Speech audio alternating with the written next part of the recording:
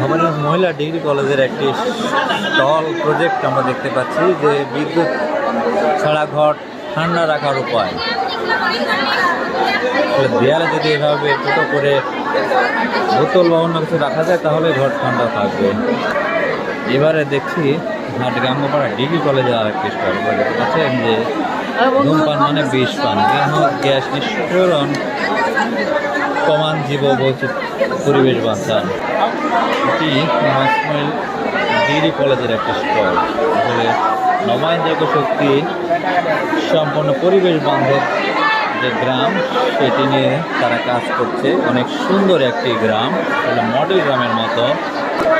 এবার আপনাদের দেখাবো যে যাত্রাগাছি ফাজিল মাদ্রাসার যে সক্রিয় আগ্নেয়গিরি, সেটি দেখতে পাচ্ছেন যে শিক্ষার্থীদের তৈরি একটি, এই পাশেই রয়েছে গ্রিন হাউস।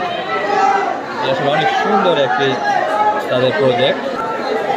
এখানে আপনারা দেখতে পাচ্ছেন যে ভবানীগঞ্জ সরকারি উচ্চ বিদ্যালয়ের একটি প্রজেক্ট।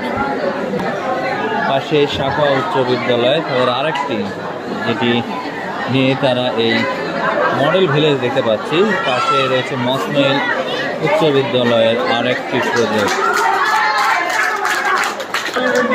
গাঙ্গপাড়া উচ্চ বিদ্যালয়, এটি হচ্ছে ভবানী সরকারি বালিকা উচ্চ বিদ্যালয়ের একটি প্রজেক্ট।